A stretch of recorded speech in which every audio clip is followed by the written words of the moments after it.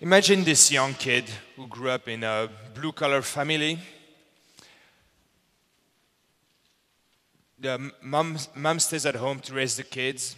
The dad works 2 jobs to make sure that the kids have a better chance at life than he had. He's the first one to go to college.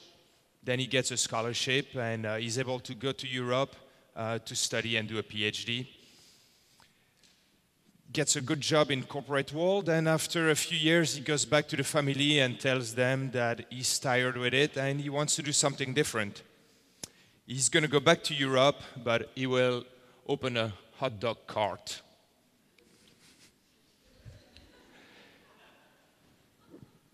If you go to Belgium, you won't find hot dog cart, you'll find waffle stands. I came to the US to do a PhD in economics at the University of Pennsylvania. I have 3 master's degrees. I bake waffles.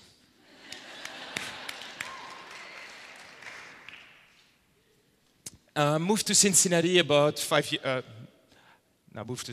12 years ago. I spent the first 5 years working for a market research company, building statistical application. Then I got my green card. I started working with a friend of mine, building a hot food vending machine. We built the first prototype. We got the money from investors, and then they were satisfied with the first results. The economy tanked. Our investors bailed out, and at the time I had the choice of either going back to corporate America or try to do something on the side, make some money so that I could keep the project alive. So on my way back to Belgium to visit my family, I stopped at a vending industry trade show in Brussels, and I recognized the smell, a smell that brought me back to my childhood. And there was an old man who was baking waffles there. I spent the next 2 hours talking with him, and a few hours later, left with a 120-pound cast iron waffle maker. I never baked waffles in my life. So I came back to my family, all excited to tell them about the project, and my dad looked at me and said, "You have 3 master's degrees and you're going to do what?" Bake waffles. I have to give credit to my dad for the beginning of the presentation, as he's the one who came up with the hot dog cart parallel.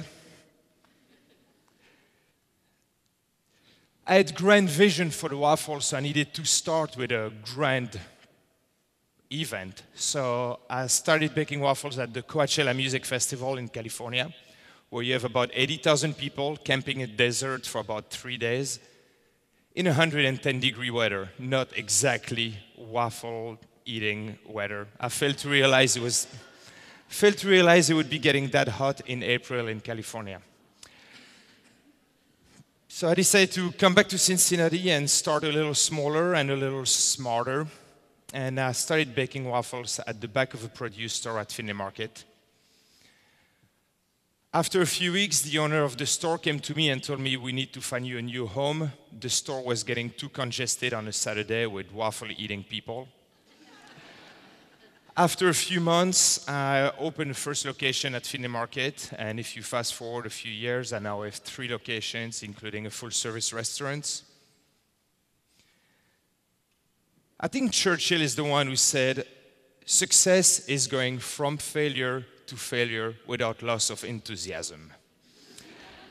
And that's pretty much how things went for a long time. Every time that we would go do a festival or a big event, a lot of time it would turn out to be a total flop. I've now closed more locations than I currently have open, but each failure came with a new learning. Although it's true that I do not need 3 master's degrees to flip waffles, it's also true that a lot of the classes I've taken in economics, game theory, contract law, computer science have one way or another helped me to run my business. In previous life, I was surrounded with a lot of disillusioned and bitter people.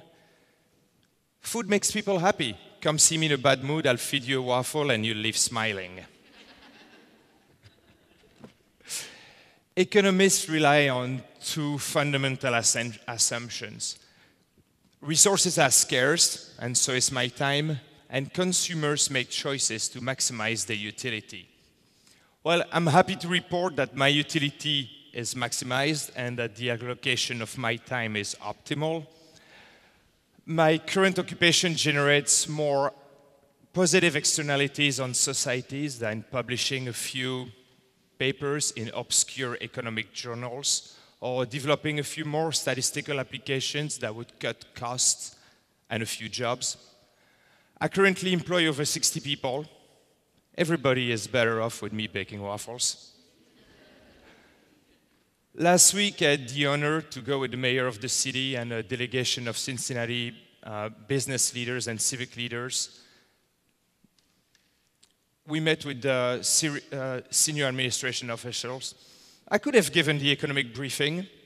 It was bittersweet for a moment, but I love what I do and I wouldn't change it for any job. So next time someone comes to you and tells you that he wants to open a hot dog cart, think twice before you tell him it's a stupid idea.